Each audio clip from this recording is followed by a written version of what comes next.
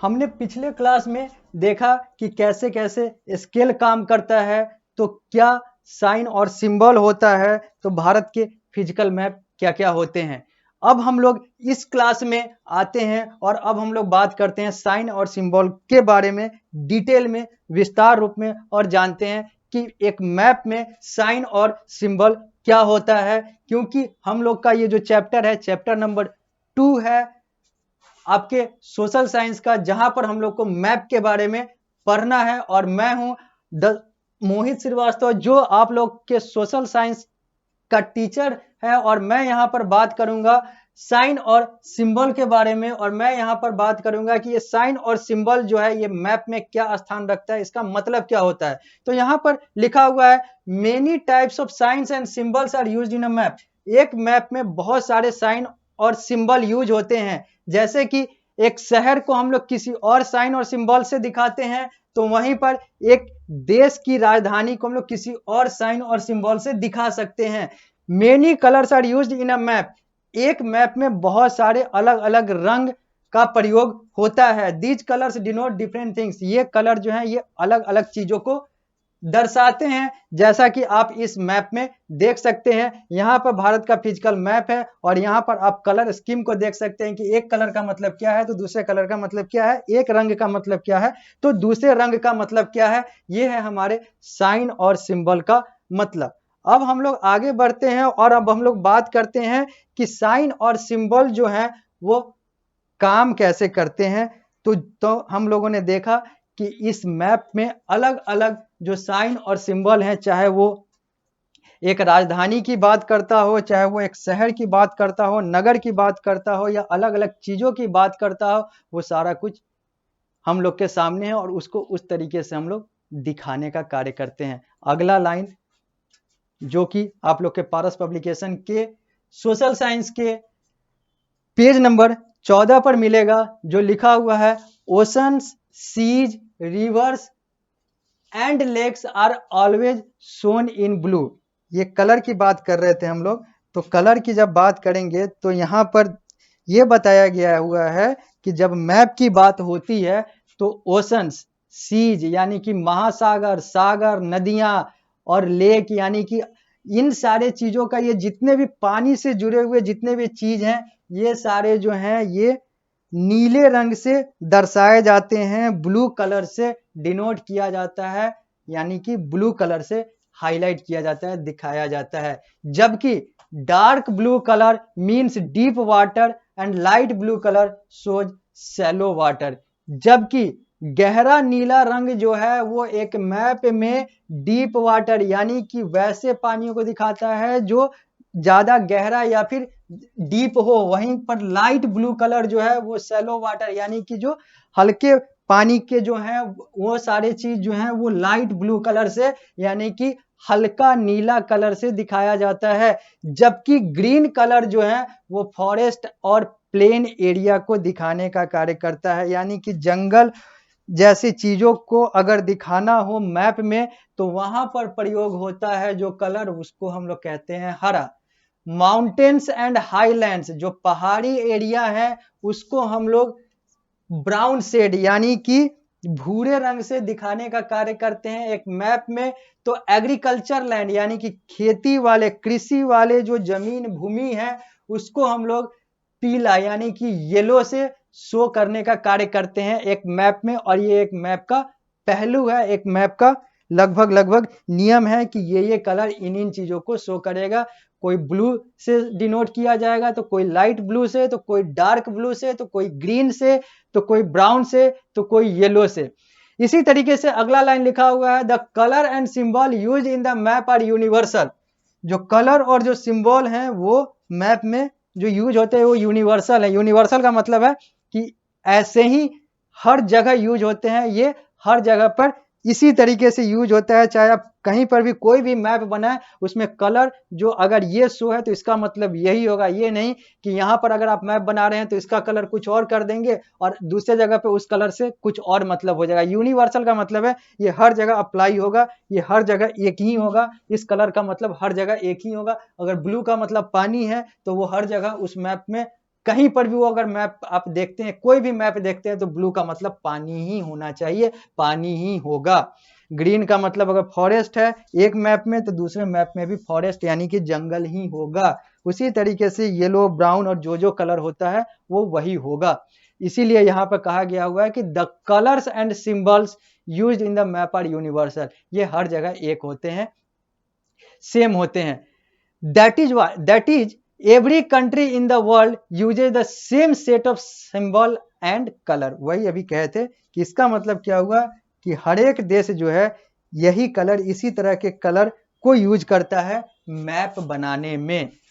That is why they are called conventional symbol. इसीलिए इसको हम लोग कन्वेंशनल यानी कि सिंपल भाषा में हम कहें तो इसको हम लोग विश्वव्यापक, सर्वव्यापक सिंबल कहते हैं। सर्वव्यापक हम लोग इसको कलर कहते हैं, सर्वव्यापक रंग कहते हैं, सर्वव्यापक साइन कहते हैं। मतलब ये हर जगह पर यूज होता है। इन every map a key or legend is given under which conventional symbol are given. In every map, हर मानचित्र में अ की और लीजेंड इज गिवन, एक की और एक लीजेंड जो है, की या फिर उसको लेजेंड कहें, वो दिया हुआ रहता है under which conventional symbol are given. उसके अंदर जितने भी कन्वेंशनल सिंबल हैं जो कि यूनिवर्सल होते हैं वो दिया हुआ रहता है। जैसे कि यहाँ पर लिखा हुआ है की यानी कि कन्वेंशनल सिंबल देख लें तो इंटरनेशनल बाउंड्री का अपना है, डैम का अपना है, चर्च का अपना है, स्टेट बाउंड्री, इसी तरीके से स्ट्रीम है, फॉरेस्ट है, कैपिटल सिटी है, टेम्पल है, ब्रिज है, रेलवे लाइन है, रेस्ट हाउस है, पुलिस स्टेशन है, टेलीग्राफ ऑफिस है, पोस्ट ऑफिस है, मॉस्क है, मेटल्ड रोड है, स्ट्रीम है, वेल एंड टैंक है, स्टेट बाउंड्री है, अनमेटल्ड रोड है। इन सारे चीजों को अलग अलग मैप में दर्शाया जाता है और ये सब की कन्वेंशनल सिंबल के तौर पे दिखाए जाते हैं। चाहे दुनिया में आप किसी भी देश के मैप को देखेंगे तो सब जगह इसी तरीके से इसके अपने साइन और सिंबल के तरीके से ही दर्शाए जाते हैं। अब हम लोग देखते हैं कुछ चीजें जो अभी तक हम लोगों ने देखा, क्योंकि अब ये चैप्टर जो है वो हम लोग का कंप्लीट हो जाता है, जो कि आप लोगों को पढ़ना है, जो कि आप लोग के पाठ्यक्रम सिलेबस में है। ये चैप्टर जो चैप्टर नंबर 2 है ये आप लोग का कंप्लीट होता है, जिसमें हम लोगों ने देखा कि मैप होता क्या है, मैप के प्रकार क्या होते हैं, मैप और एटलस में क्या अंतर है, तो मैप और ग्लोब क्या फर्क रखता है, मैप में साइन और सिंबल क्या होता है, तो फिजिकल मैप, पॉलिटिकल मैप, ये सारे चीज क्या क्या होते हैं, मैप में कितने कॉन्टिनेंट्स हैं यानी कि कॉन्टिनेंट्स की संख्या क्या है, तो अगर देश की बात करें जिस देश में हम लोग हैं वो देश में कितने राज्य और कितने केंद्र शासित प्रदेश हैं, फिर हम लोगों ने देखा कि वो केंद्र शासित प्रदेश और राज्य बने कैसे हैं, उसकी कौन कौन सी राजधानियां हैं, मैप के हम लोगों ने स्केलिंग को देखा, मैप के हम लोगों ने डायरेक्शन को देखा, मैप के हम लोगों ने कलर को देखा, हम लोगों ने सिंबल को देखा। और इन सारी चीजों को देखते हुए हम लोग का ये जो चैप्टर 2 है ये कंप्लीट हो जाता है। अब हम लोग बात करते हैं वर्ड पावर की। मतलब यहाँ पर हम लोगों ने कुछ देखा है, उसका यहाँ पर डेफिनेशन है। Atlas, a book of map. Atlas का मतलब क्या है, मैप का एक पुस्तक, मानचित्र का एक पुस्तक, मैप का एक बुक। स्केल किसको कहते हैं, तो ratio between the size of the map and the area shown. जो size of the map, map में जो साइज दिखाया जा रहा है, जो एरिया शोन, जो एक्चुअल एरिया है, इनका जो अनुपात है, जो रेशियो है, वो कहलाता है स्केल। अब लेट अस रिकॉल, अब कुछ चीजों को हम लोग रिवाइज करते हैं जो अभी हम लोगों ने देखा है। A map is a drawing of the whole or a part of the earth surface on a flat surface. Map का मतलब क्या है, मैप एक ड्राइंग है, एक चीज, एक बनाया गया एक ऐसा स्केच है जो कि अर्थ के सरफेस को यानी कि अर्थ को एक फ्लैट सरफेस पे दिखाने का कार्य करता है। The language of the map that is colour, sign and symbol are used to show things on a map. Map की जो भाषा है यानी कि उसका रंग है, उसका साइन है, उसका सिंबल जो है, वो सब चीज जो है वो मैप में अलग अलग चीजों को दिखाने का कार्य करता है। फिर हम लोगों ने क्या देखा, scale is use to represent the ratio between the size of the map and the actual area. Scale जो है वो मैप के साइज और एक्चुअल एरिया, इसके अनुपात को दिखाने का कार्य करता है। ये हम लोग बार बार एक ही चीज को पढ़ रहे हैं जो हम लोग ने पहले देख लिया है, चूंकि रिवीजन है तो हम लोग ये देख रहे हैं। Signs and symbols are used on a map to show capital boundaries etc. जो साइन और सिंबल जो यूज होता है मैप में, वो राजधानी, सीमा यानी कि बाउंड्री, इन सारी चीजों को दिखाने का कार्य करता है। एवरी मैप हैज ए की और लेजेंड। हर मैप का एक की या लेजेंड होता है which indicate what the colour and symbol used in the map stand for. जो ये बताता है कि इस मैप में जो कलर और जो सिंबल यूज हुआ है वो किस चीज को दर्शाने का कार्य करता है। पीला का मतलब क्या है, तो भूरा का मतलब क्या है, तो हल्का ब्लू, हल्का नीला का मतलब क्या है, लाइट ब्लू का मतलब क्या है, तो डीप ब्लू का मतलब क्या है, तो ब्लू का मतलब क्या है। इन सारे चीजों को दिखाया जाता है और इन सब को जब हम लोग मैप में एक साइड में लिखते हैं तो उसको हम लोग की कहते हैं, और जो मैप में एक्चुअल दिखाया जाता है वो उसका कलर होता है।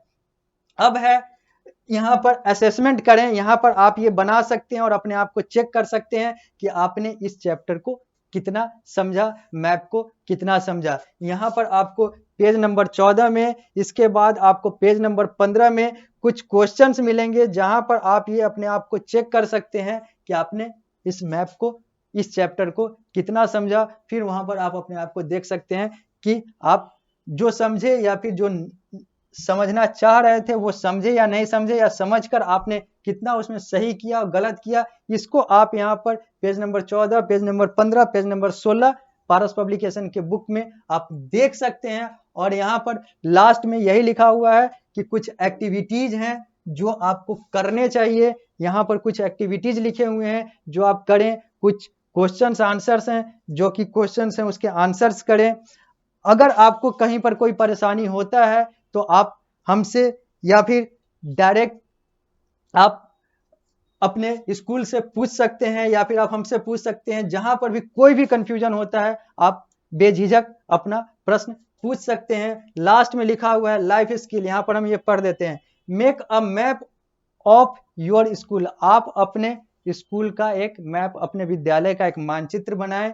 Showing all the important features like, वहां पर क्या क्या चीज दिखाएं, हर वो महत्वपूर्ण चीज दिखाएं, जैसे कि प्लेग्राउंड, खेल का मैदान, अपने स्कूल, अपने विद्यालय की लाइब्रेरी यानी कि पुस्तकालय, कैंटीन यानी कि खाने की जगह, प्रिंसिपल ऑफिस यानी कि जो आपके प्रधानाचार्य का कार्यालय है वो, ऑडिटोरियम यानी कि जो सभा घर है वो, अपना क्लासरूम यानी कि जो कक्षा है वो, आपके स्टाफ, आपके स्कूल के स्टाफ रूम जहाँ पे आपके शिक्षक और बाकी लोग जो बैठते हैं वो, इन सारे चीजों को दर्शाता हुआ एक मैप आपको बनाना है, जो कि एक असेसमेंट के तौर पे आप बनाएंगे। और फिर यहाँ पर आप अपने आप को चेक करेंगे कि आपका मैप बनाने का जो कला है वो कितना बेहतर है।